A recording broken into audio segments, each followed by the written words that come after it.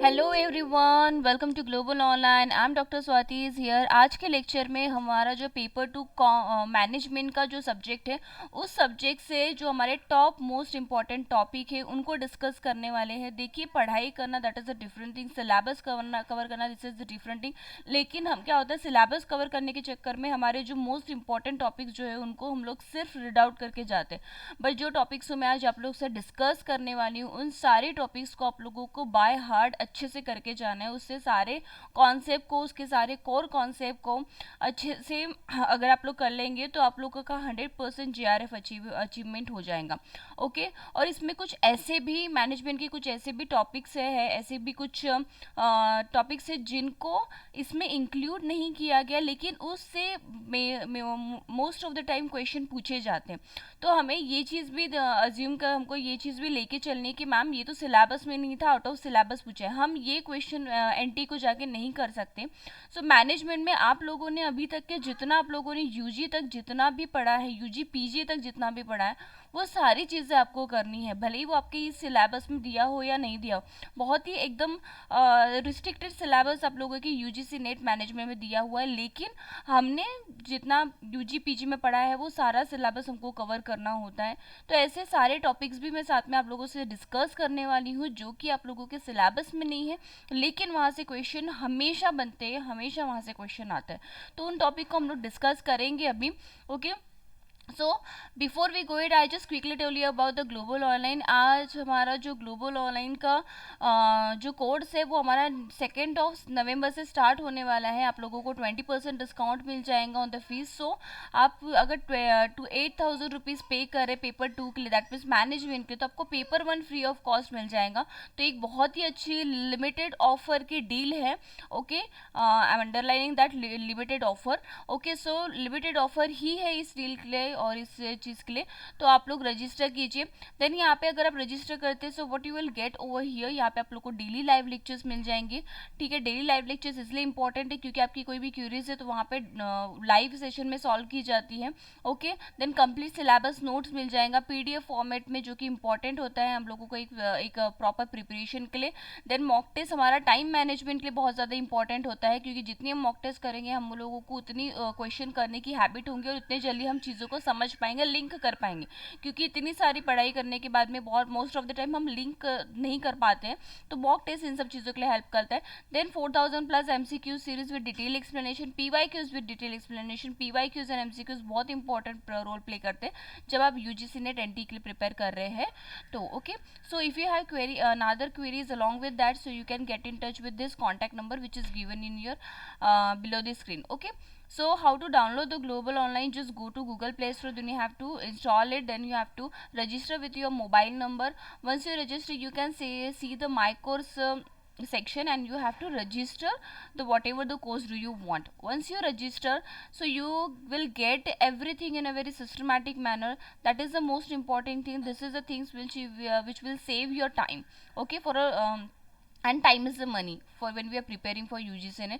सो यहाँ पे आप लोगों को यूनिट वाइज फोल्डर मिल जाता है। ठीक है, इस यूनिट वाइज फोल्डर में आप लोगों को recorded video lectures, PDF notes, mock test, unit wise ये सारी चीज़ें पेपर 1 प्लस पेपर 2 के लिए मिल जाएंगी अगर आप रजिस्टर करवाते हैं। ओके, तो हम लोग चलिए विदाउट वेस्टिंग आवर टाइम हम लोग डिस्कस करते हैं हमारे सिलेबस को, जो कि मैनेजमेंट का है।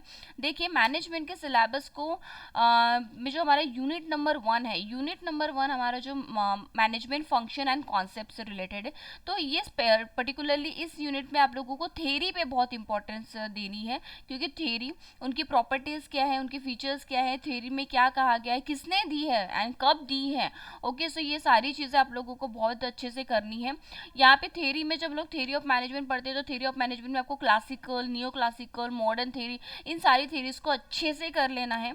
ओके, देन उसके बाद में आप लोगों का प्लानिंग, ऑर्गेनाइजिंग, स्टाफिंग, तो इन सब चीज़ों को एक बार अच्छे से देख लेना है। उसके बाद में हमारा जो नेक्स्ट है organisation structure and design. Type of authority क्या होती है, रिस्पॉन्सिबिलिटीज क्या है, इससे क्वेश्चन आपका सितंबर अटेम्प्ट में आया हुआ है। ओके, सो इसको बहुत अच्छे से करना है। देखिए, किसी भी कम्युनिकेशन के जो प्रोसेसेस होते हैं ना, उसको भी बहुत अच्छे से आप लोगों को करना है, क्योंकि प्रोसेसेस एंड स्टेप्स से क्वेश्चन बहुत पूछे गए थे। Okay, arrange the ascending order and chronological order, तो ये सारी जितनी प्रोसेसेस है उसको आपको अच्छे से कर लेना है। उसके बाद में centralisation, decentralisation, span of control, ये मोस्ट इंपॉर्टेंट पार्ट है आपके जब हम लोग यूनिट नंबर फर्स्ट की बात करते हैं। तो सेंट्रलाइजेशन डिसेंट्रलाइजेशन से भी क्वेश्चन आपको बना था और हर बार इससे क्वेश्चन आते हैं। देन हमारा आ जाता है डिमांड एनालिसिस। डिमांड एनालिसिस में आप लोगों को पूरा डिमांड एनालिसिस अच्छे से करना है। Utility analysis, elasticity of demand, उसके मेजर्स कैसे करने होते हैं, इंडिफरेंस कर्व से क्वेश्चन आ चुका है लास्ट हमारा जो सितंबर अटेम्प्ट है उसमें। तो ये सारी चीज़ें आप लोगों को बहुत अच्छे से करनी है। देन उसके बाद में मार्केट स्ट्रक्चर जो आता है उसमें प्राइस डिस्क्रिमिनेशन, प्राइस डिटर्मिनेशन पे आप लोगों को ज़्यादा फोकस करना है, ठीक है। और हम लोग जब मोनोपोली प्राइसिंग जो स्ट्रेटेजी होती है मार्केट स्ट्रक्चर में, जो मोनोपोली है, तो मोनोपोली में प्राइस डिस्क्रिमिनेशन को अच्छे से कर लेना है। देन उसके बाद में हमारा national income, definitely national income में हमारा जीडीपी आ जाता है, हमारा जीएनपी आ जाता है, एनएनपी आ जाता है, ठीक है। हमारा एनएनपी हो गया, हमारा जीडीपी हो गया, हमारा जीएनपी हो गया, ठीक है। मेजर्स ऑफ एंड उसके मेजर्स कैसे, उनका कैलकुलेशन, उसके फॉर्मूला, ठीक है, बेसिकली उनका फॉर्मूला पूछा जाता है। तो ये इतनी चीज़ें आप लोगों को बाय हार्ट करनी है, ये आपका कोर कंसेप्ट है, ये चीज़ आपको बिल्कुल भी नहीं छोड़नी है और डेफिनेटली इन सब चीज़ों को इन डेप्थ जाके स्टडी करनी है। देखो स्मार्ट स्टडी करना दैट इज़ मोर इम्पॉर्टेंट, ठीक है। हमें सिर्फ रीड नहीं करना, हमें सिर्फ सिलेबस कवर नहीं करना है, हमें उसको स्मार्टली ये तरीके से प्रिपेयर करना है, किन चीज़ों को स्ट्रेस आउट देनी है, किन को नहीं देनी है, ठीक है। तो ये सारी चीज़ें आप लोगों की तभी डेवलप होंगी जब आप ज़्यादा से ज़्यादा पीवाई क्यूज़ को करेंगे। और पीवाई क्यूज़ की सीरीज़ ऑलरेडी मैं चला ही रही हूँ अपने चैनल में, ओके। सो यहाँ पे आप लोगों को सारी पीवाई क्यूज़ की सीरीज़ मिल जाएंगी, एक आइडिया जनरेट हो जाता है, कॉन्सेप्ट क्लियर हो जाते हैं, ओके। देन उसके बाद में हम लोग आ जाते हैं हमारा यूनिट नंबर 2। यूनिट नंबर 2 है जो आपका ओबी एंड एचआरएम से रिलेटेड है। OB organisation behaviour and human resource management से रिलेट करता है। देखिए यहाँ पे हमारा इनपुट बहुत ज़्यादा इंपॉर्टेंट जो कुछ चीज़ हो जाती है वो होती है हमारी थेरीज। अगेन थेरी होती है, थेरीज किसकी, ओआर की थेरी, ठीक है। ये थेरीज किसने दी थी, कब दी थी, उस थेरी में क्या स्पेशली मेंशन किया है। तो ये सारी चीज़ें आप लोगों की मैचिंग द पेयर्स में मैंने जितना एनालाइज किया है इन 6-7 साल की जितने भी ट्रेंड्स है उनको मैंने इतने ईयर्स के सिलेबस को मैंने एनालाइज किया, उनके पेपर पैटर्न को मैंने सिलेबस ये किया, तो उन लोगों ने मैक्सिमम मैच द पेयर में थेरीज के क्वेश्चन कितने प्रोपाउंड किए, ऐसे क्वेश्चंस वो लोग ज़्यादा बिठा लेते हैं, ओके। देन उसके बाद में individual behaviour. So individual behaviour में हम लोगों को पर्सनालिटी के ऊपर ध्यान देना है, उनके परसेप्शन, देन उसके वैल्यू, एटीट्यूड, ठीक है, लर्निंग एंड सबसे ज़्यादा इंपॉर्टेंट हमारा जाता है मोटिवेशन थ्योरी। मोटिवेशन थ्योरी तो आप लोगों को बिल्कुल भी स्किप नहीं करनी है, मोटिवेशन थ्योरी हमारी बहुत इंपॉर्टेंट रहती है। किन किन्होंने ने मोटिवेशन थ्योरी दी है, जितनी भी हमारी 4-5 मोटिवेशन थ्योरी, उन सबको सभी को हमको ध्यान में रखना है। मोटिवेशन थ्योरी में आप लोगों की मास्लो की थ्योरी हो गई, हरारकी थ्योरी हो गई, देर उसके बाद में हर्ट्जबर्ग की थ्योरी हो गई, ओके। सो ये जो सारी जितनी भी थ्योरीज है उन लोगों को बहुत, उन सभी थ्योरीज को आप लोगों को बाय हार्ट लर्न करने हैं और ये सारी चीज़ें हम लोग अपने चैनल में अच्छे से करवा रहे हैं। तो इम्पॉर्टेंट ये है कि आप लोग एक सिस्टमेटिक तरीके से पढ़िए तो आपका टाइम सेव होगा और सही तरीके से पढ़ने से चीज़ें क्लियर भी होती है और हमको वो चीज़ बहुत ज़्यादा पढ़ने से क्या होता है हमारे दिमाग में बहुत सारा बोलते हैं अननेसेसरी चीज़ें स्टोर हो जाती है। तो हमें उतनी ही चीज़ें स्टोर करनी है जितनी इंपॉर्टेंट है, ताकि एग्ज़ाम के टाइम पे वो एट अ राइट टाइम हमें क्लिक हो, ओके। देन उसके बाद में हमारा जो ट्रांजैक्शनल एनालिसिस जो होता है, ठीक है, ट्रांजैक्शनल एनालिसिस हमारा जो ज्वेल वाइट जो होता है, ओके। सो इस ज्वेल वाइट पे इसमें हम लोगों का ट्रांजैक्शनल एनालिसिस पे आपको बहुत ज़्यादा फोकस करना है। देन उसके बाद में हमारा आ जाता है इमोशनल एंड स्ट्रेस मैनेजमेंट, ठीक है, ये भी एक बहुत इंपॉर्टेंट फैक्टर है क्योंकि इससे क्वेश्चन बनते ही हैं। उसके बाद विस्टल ब्लोइंग से क्वेश्चन देखा गया है, देखो ये हर बार इससे क्वेश्चन आता है तो इसको बहुत अच्छे से आप लोगों को कर लेना है। देन इसके में ह्यूमन रिसोर्स प्लानिंग से क्वेश्चन हमेशा बनते हैं, इसमें आपका रिक्रूटमेंट सिलेक्शन, ठीक है, इन दोनों का डिफरेंस क्या है, ठीक है। कभी कभी इसका मैक्सिमम क्वेश्चन रिक्रूटमेंट सिलेक्शन का मैंने असर्शन एंड रीजनिंग में देखा हुआ है, स्टेटमेंट्स में देखा हुआ है, ट्रू और false, true correct and incorrect में। तो आप लोगों को ये दोनों का बहुत बेसिक डिफरेंस आप लोगों को अच्छे से पता रहना चाहिए, ठीक है, ये सारी चीज़ें। Then induction training and development का भी सेम चीज़ है, आप लोगों को करना है। देन उसका जॉब एनालिसिस, बहुत इंपॉर्टेंट हो जाता है। जिन जॉब एनालिसिस के बाद में आपके जॉब एनालिसिस से रिलेटेड में आप लोगों का job description, job specification, job evaluation, job enlargement, job enrichment, तो ये सारी चीज़ें मोस्ट इम्पॉर्टेंट है। इन चीज़ों को तो आपको स्किप करना ही नहीं, बाकी चीज़ें आप लोगों को ओवरऑल देख के जानी है, बट ये चीज़ें आप लोगों को बाय हार्ट करनी पड़ेगी, तभी आप लोगों का 100% जीआरएफ क्लियर होगा। इस चीज़ की गारंटी मैं दे सकती हूँ। ओके, चलिए नेक्स्ट हमारा जो यूनिट है उस यूनिट के बारे में डिस्कस कर लेते हैं, organisation development and international human resource management. ठीक है, ये जो हमारा यूनिट नंबर 3 है, इस यूनिट नंबर 3 में आप लोगों को ऑर्गेनाइजेशन के डेवलपमेंट और इंटरनेशनल ह्यूमन रिसोर्स मैनेजमेंट की चीज़ें, तो आप लोगों को इसमें मेन चीज़ आप लोगों को क्या करनी है, यहाँ पे आप लोगों को मैपिंग, ठीक है, इसकी मैपिंग क्या होती है, इसके मैपिंग की प्रॉपर्टीज़ क्या है, कैसे इसके फीचर्स है और ये किस तरीके से की जाती है, इससे स्टेप्स वगैरह जो प्रोसेसेस है उसको बहुत अच्छे से करना है। बैलेंस स्कोर कार्ड जो होता है ये बहुत ज़्यादा इंपॉर्टेंट होता है। ठीक है, ये आप लोगों को बिल्कुल भी स्किप नहीं करना है। बैलेंस स्कोर कार्ड ये यूनिट से ये चीज़ को बहुत अच्छे से करनी है।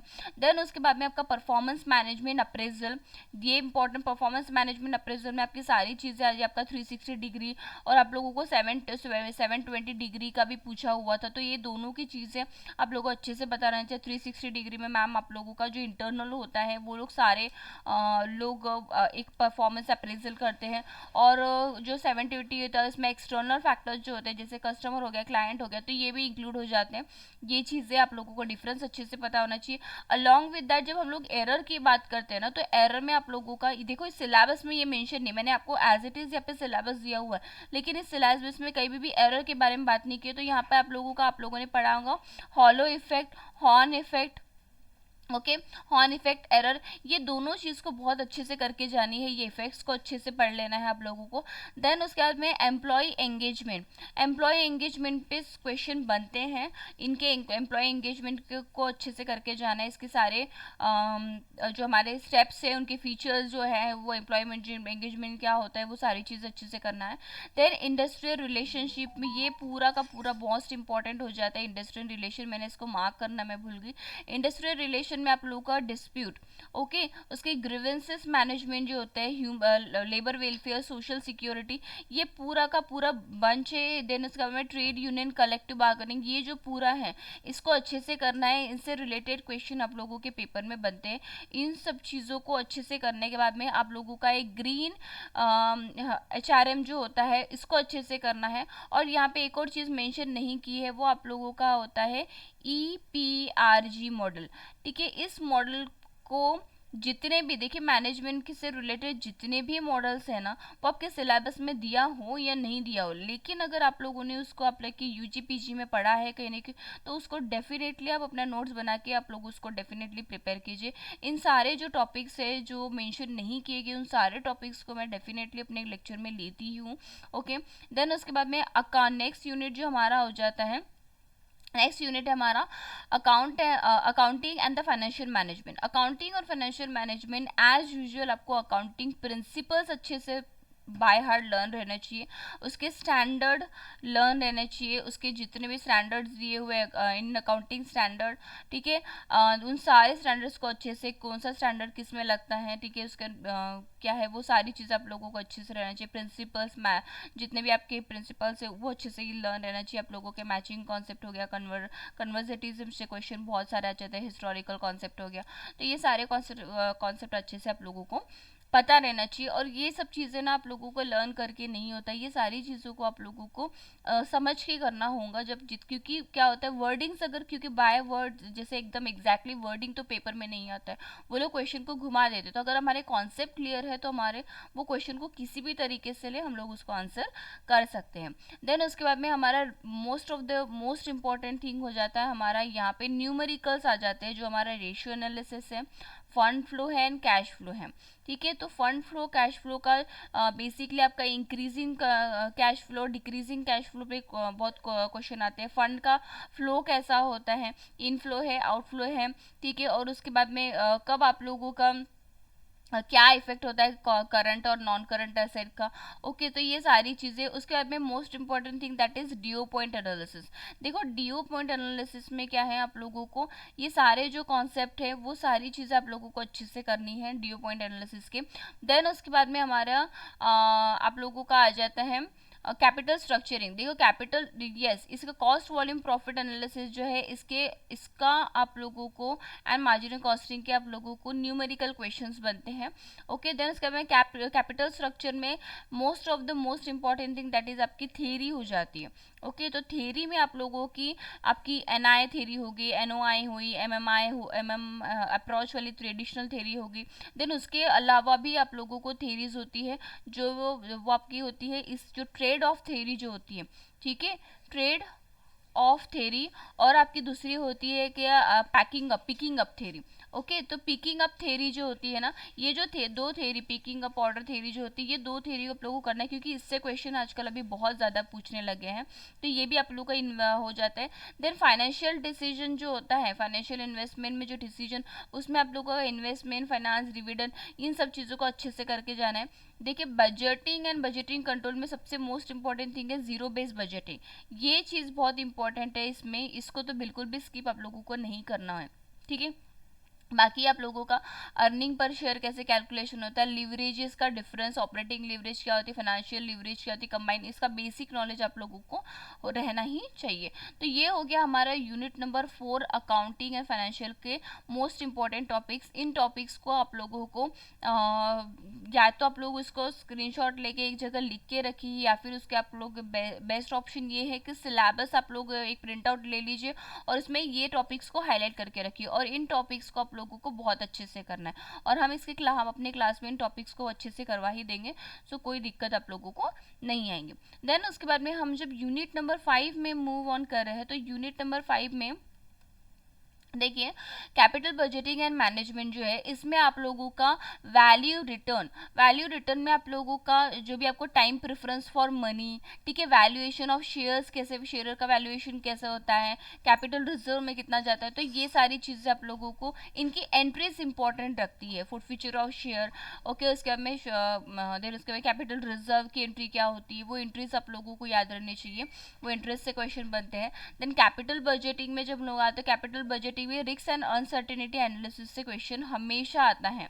तो कैपिटल बजटिंग में आपको बेसिकली ये चीज़ करके जाना है, डिविडेंड की जितनी भी थेरीज हैं वो थेरीज आप लोगों को बाय हार्ट करनी है, वो सारी थेरीज।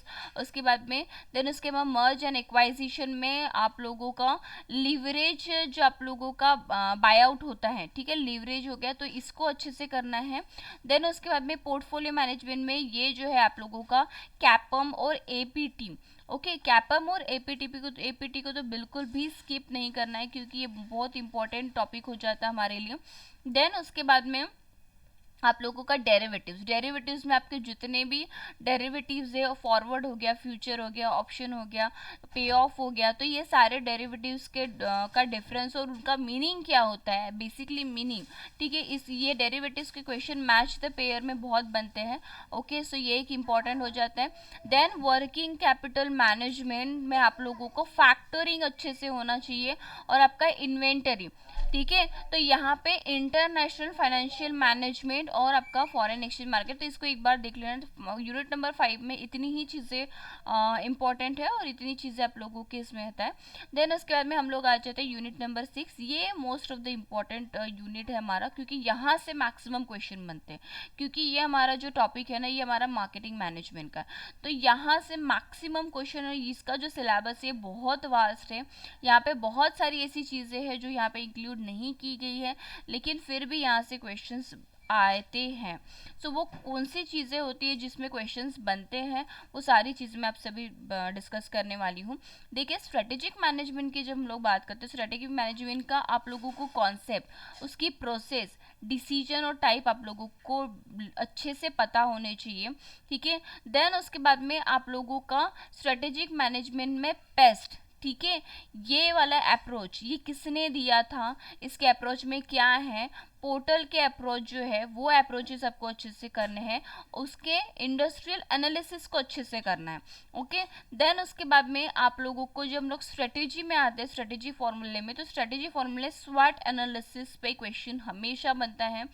कॉर्पोरेट स्ट्रेटेजी में आप लोगों की growth, stability, retrenchment, integration and the diversification, ये most of the most important topic है। इन टॉपिक को बिल्कुल भी आपको स्किप नहीं करना है, ये सारी चीज़ें। देन उसके बाद में हमारा आ जाता है बिजनेस पोर्टफोलियो एनालिसिस में आप लोगों को BCG matrix, GE business model, ends of product and market good matrix, ये सारे मैट्रिक्स को अच्छे से करने हैं। ये किसने दिया है, उनके इसमें क्या पर्टिकुलरली दिया हुआ है, इनका डिफरेंस, इसका मैचिंग द पेयर, इसका रीजनिंग असेसन, इनके प्रोसेसेस, ये सारी चीज़ें आ सकते हैं, आते ही है पेपर में, आ सकते हैं, आते ही है, हर पेपर में मैंने इस चीज़ को नोटिस किया है। ओके, मैं 7 इयर्स के सारे जितने भी पेपर से मैंने सबको एनालाइज किया है और उसके बेसिस में ही मैं ये वीडियो लेके आई हूँ आप लोगों के लिए। देन उसके बाद में हमारा जो होता है मैंकिन से 7 फ्रेमवर्क, ये most of the most important topic है, ठीक है, इसको अच्छे से कर लेना है। देन उसके बाद में जब हम लोग मार्केटिंग कॉन्सेप्ट और उसके अप्रोचेज, मार्केटिंग मायोपिया, ठीक है, मार्केटिंग मायोपिया जो है ये मोस्ट इंपॉर्टेंट, ठीक है, यहाँ पे आप लोगों के सिलेबस में मार्केटिंग मायोपिया का नहीं दिया है, तो हमारा एक होता है मार्केटिंग मायोपिया, ठीक है, तो उसको, ये जो मार्केटिंग मायोपिया इसको अच्छे से कर लेना है। द मार्केटिंग मिक्स में आपके जितने भी 4 पीज हैं, ओके, मार्केटिंग मिक्स में आप लोगों के जितने भी 4 पीज है, 4 सी हैं, ओके, एंड 7 पीज है, इनको बाय हार्ट अच्छे से कर लेना है। ओके, ये किसने दिया था, कब दिया था, और इसमें क्या क्या चीज़ें हैं, और सारे जो है वो क्या क्या डिस्क्राइब करते हैं, जितने भी 4 पीज है, प्लेस, प्राइस, प्रमोशन, ठीक है, उसके बाद में पीपल, ओके, और फिर आप लोगों का ये सारी चीज़ें आप लोगों को अच्छे से कर लेनी है। उसके बाद में मैकल के पॉटर जेनरिक स्ट्रेटेजी जो है, ठीक है, अभी मैं वो सारी चीज़ें आप लोगों से डिस्कस कर रही हूँ जो आप लोगों के सिलेबस में स्पेशली नहीं दिया हुआ है, लेकिन यहाँ पे वो सारी चीज़ें आप लोगों को, जैसे माइकल पोर्टल का जेनरिक स्ट्रेटेजी हो गई, कॉस्ट लीडरशिप हो गया, डिफ्रेंसिएशन हो गया, मार्केट सेगमेंटेशन हो गया, तो वो सारे टॉपिक्स आपको अच्छे से करना है। देन आपको टाइप्स ऑफ गुड्स में से भी बहुत सारे क्वेश्चन बनते हैं, और टाइप्स ऑफ गुड्स में आप लोगों का कन्वीनियंस गुड क्या होता है, शॉपिंग गुड्स क्या हो जाता है, स्पेशलिटी क्या होता है, अनसाउंड गुड्स क्या होते हैं, तो ये आप लोगों का इसका हो गया गुड्स के टाइप। इससे भी क्वेश्चन हमेशा देखो आप लोग देखेंगे पीवाईक्यूज में, तो वहाँ पे हमेशा क्वेश्चन पूछे हुए। देन उसके बाद में, और ये स्पेशली आप लोगों का जो मैंने शॉपिंग गुड्स, ये टाइप्स ऑफ गुड्स है ना, इसके क्वेश्चंस मैंने अभी जो मैंने कल जो मैंने एक वीडियो डाला था, उस वीडियो में ये क्वेश्चंस आपको दिए हुए, क्योंकि मैं मार्केटिंग मैनेजमेंट के ही वीडियो अभी मैं कंटिन्यू कर रही हूँ, क्योंकि ये सबसे ज़्यादा इंपॉर्टेंट टॉपिक है, ठीक है, सबसे ज़्यादा स्कोरिंग टॉपिक है ये वाला।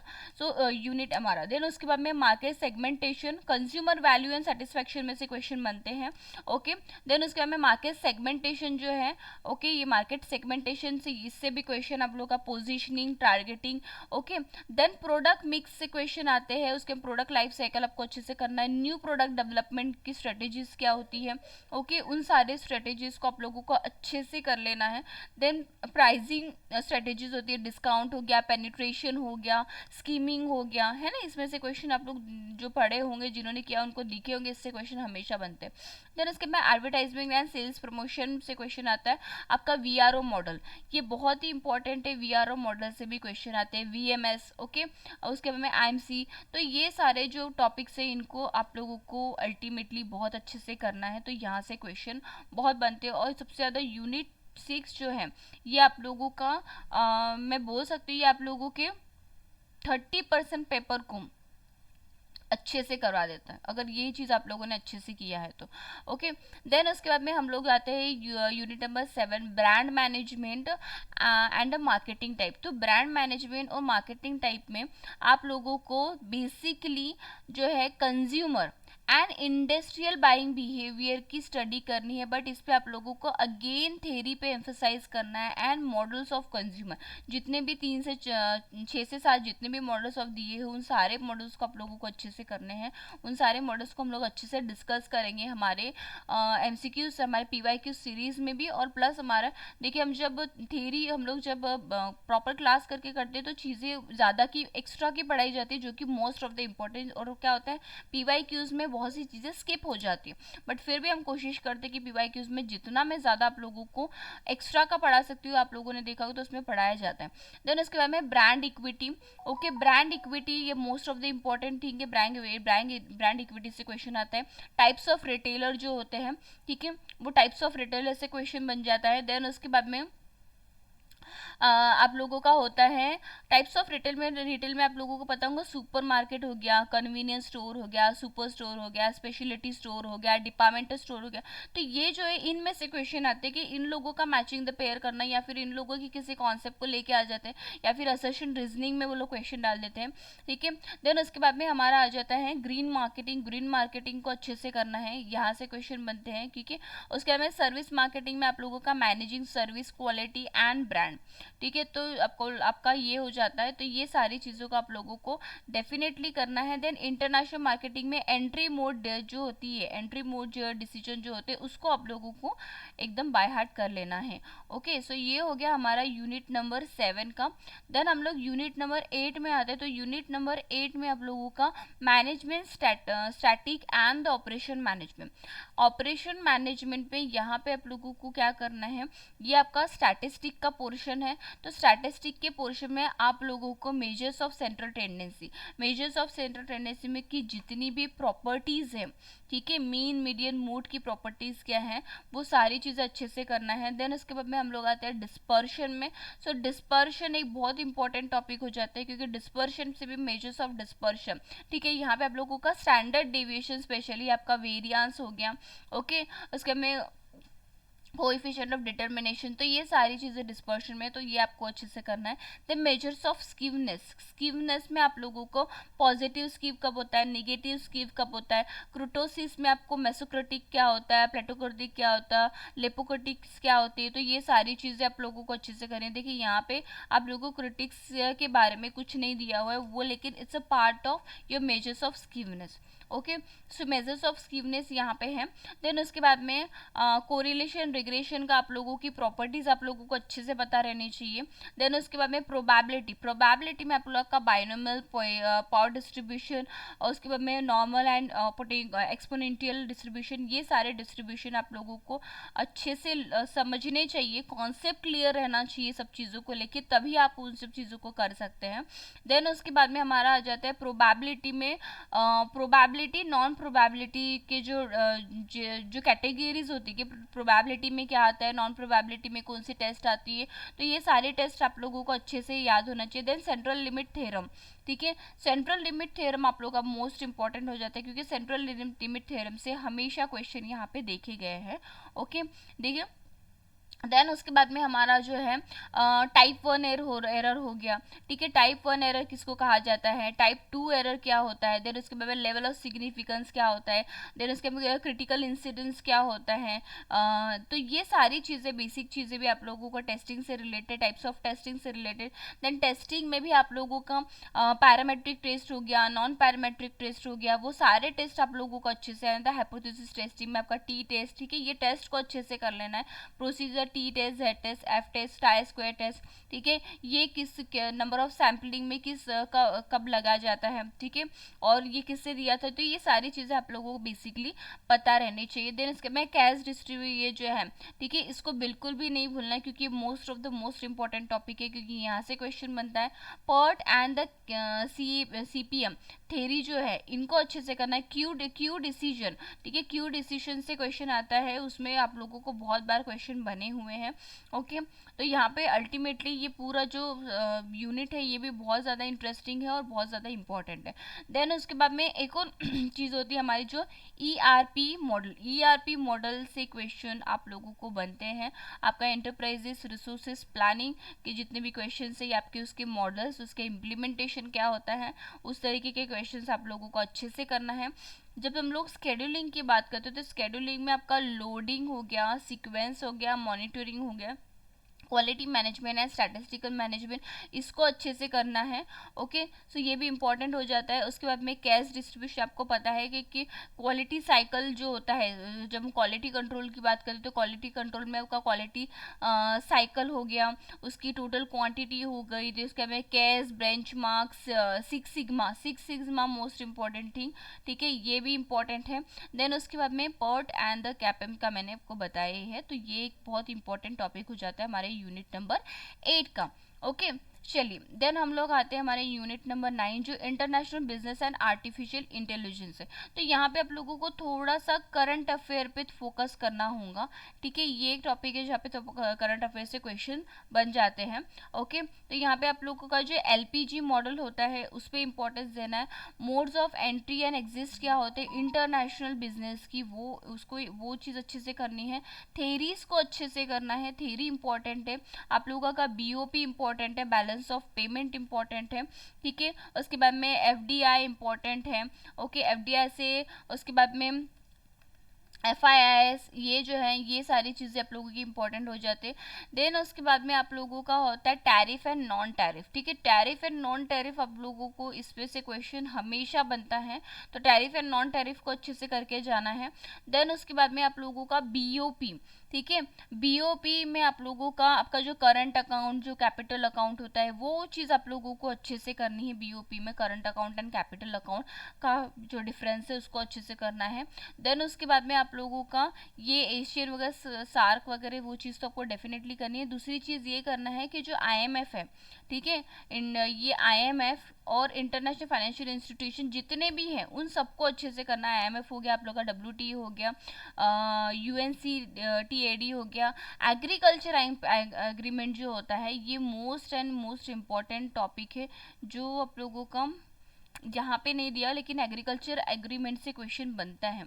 ओके, एग्रीकल्चर अग्रीमेंट, तो एग्रीकल्चर अग्रीमेंट को अच्छे से करना है। उसके बाद में आपका जो GAT है, उसके बाद में ट्रिप्स हो गया, ओके, ट्रिप्स हो गया, ट्रिम्स हो गए, ओके, तो ये चीज़ आप लोगों को अच्छे से करना है, ट्रिम्स हो गया। देन उसके बाद में डंपिंग थ्योरी होती है, डंपिंग थ्योरी में आप लोगों का प्रीडेटरी थ्योरी हो गया, आपके रिजर्व हो गया, प्रेसिस्टेंस हो गया, तो ये डंपिंग थ्योरी आप लोगों को अच्छे से करनी है। देन उसके बाद में आर्टिफिशियल इंटेलिजेंस, ये तो क्योंकि हमारे यूनिट है आर्टिफिशियल इंटेलिजेंस का, तो इससे question big data, data warehousing से क्वेश्चन आप लोगों को डेफिनेटली बने। उसके बाद में हमारा एक और होता है MIS DSS, तो ये चीज़ को अच्छे से कर लेना है, यहाँ से क्वेश्चन आपके हमेशा बनते हैं। तो ये आप लोगों का हो गया यूनिट नंबर, बेसिकली इतना चीज़ें। अगर आप लोग WTO वर्ल्ड ट्रेड ऑर्गेनाइजेशन, इसको बिल्कुल भी नहीं भूलना है, ठीक है। और फॉरेन डायरेक्ट इन्वेस्टमेंट जो हो गया, फॉरेन डायरेक्ट इन्वेस्टमेंट हो गया, फॉरेन पोर्टफोलियो इन्वेस्टमेंट हो गया, ठीक है। और उसके बाद में हमारा FII जो हो गया, इसको भी अच्छे से करना है। तो ये सारे आप लोगों के, इससे प्लस करंट अफेयर, जो भी आपका करंट अफेयर में चल रहा है, वो आप लोगों का यूनिट नंबर 9। देन हम लोग आते हैं हमारा जो यूनिट नंबर 10 है, लास्ट है। ओके, यूनिट नंबर 10 में बहुत सारा कुछ नहीं है, लेकिन इसको जस्ट आप लोगों को, क्योंकि इससे क्वेश्चन बहुत ज़्यादा तो देखे नहीं गए, लेकिन यहाँ पे हम लोग इसको कुछ कुछ टॉपिक को अच्छे से कर लिया तो भी इनफ है। ओके, अब वो टॉपिक क्या होते हैं, पहला चीज़ तो एंटरप्रेन्योरशिप, ठीक है, एंटरप्रेन्योरशिप की थेरी आप लोगों, थेरी और प्रोसेस, ठीक है, ये most of the most important, जितनी भी थेरीज आपको दी है, जितने भी यूनिट्स में थेरी दी है, वो एक भी थेरी का आप लोगों को स्किप नहीं करना है, ठीक है। देन उसके बाद women entrepreneurship rural and entrepreneurship, ये जो है ये मोस्ट इंपॉर्टेंट हो गया। अब आप लोगों का एंटरप्रेन्योरशिप एंड एंटरप्रेन्योरशिप का जो डिफरेंस है, उसके जो कॉन्सेप्ट है और उसके प्रोसेस का डिफ्रेंशिएट करते आना चाहिए। मैक्सिमम टाइम इनका जो क्वेश्चन है आप लोगों का करेक्ट, इनकरेक्ट और स्टेटमेंट एंड रीजनिंग में आप लोगों को सेशन रीजनिंग में क्वेश्चन पूछा जाता है। देन उसके बाद में आप लोगों का macro and small scale industrial जो रोल ऑफ गवर्नमेंट प्रमोटिंग जो है, ये वाला SSI, तो ये एक इम्पॉर्टेंट हो जाता है, ठीक है। उसके बाद में sickness in the small industry, उसके रीजन क्या होता है, रिहेबिलिटेशन की प्रोसेसेस क्या होती है, ये इंपॉर्टेंट हो जाता है। देन उसके बाद में इंडस्ट्रियल जो हमारा इंस्टीट्यूशन फाइनेंशियल में आप लोगों का फाइनेंशियल इंस्टीट्यूशन इंपॉर्टेंट है, ठीक है, क्योंकि फाइनेंशियल इंस्टीट्यूशन से क्वेश्चन आप लोगों को आया हुआ है अभी का जो सितंबर अटेम्प्ट हुआ था उसमें। ओके, ये जो मैंने जितने भी येलो में करके रखे हैं ना, ये येलो वाले ऐसे ऐसे टॉपिक्स है जिनका क्वेश्चन आप लोगों को आ चुका है, ठीक है, अभी जो सितंबर अटेम्प्ट हुआ, और आपको पता है इसका कट ऑफ क्या गया और लेवल ऑफ एग्जामिनेशन क्या था। तो आपको ये सारे टॉपिक जो आपको बता रही हूँ, ये सारे टॉपिक विदाउट फेल आपको अच्छे से करना है, तो ही आप लोगों का जेआरएफ क्लियर हो सकता है, नेट क्लियर हो सकता है। ओके, जेआरएफ तो अभी पॉइंट समथिंग परसेंटेज में जेआरएफ क्लियर हो रहा है, लेकिन नेट क्वालिफाई करना भी एक अपने आप में अभी एक बहुत बड़ा टास्क है। तो बेसिकली क्वालिटी ऑफ एजुकेटर्स चाहिए, क्वालिटी ऑफ टीचर चाहिए, तो आप इतनी मेहनत हमको करनी पड़ेंगी डेफिनेटली। हम असिस्टेंट प्रोफेसर यूनिवर्सिटी में लेवल में पढ़ाने जा रहे हैं, तो this is the quality you have to maintain and we have to maintain. Okay, then उसके बाद में आप लोग corporate banking and micro financing. So ये आप ये इतना जो है आप लोगों को अच्छे से करना है। ओके, तो ये सारे चीज़ों को मैंने अच्छे से आप लोगों के सामने डिस्कस कर लिया है। ये ऐसे पॉइंट्स है, इन सारे टॉपिक्स को हम लोग बाय हार्ट अच्छे से कर लेंगे, सारे कॉन्सेप्ट को हम लोग अच्छे से कर लेंगे। ओके, तो यहाँ पे हम एंड करते हैं अपने सेशन को।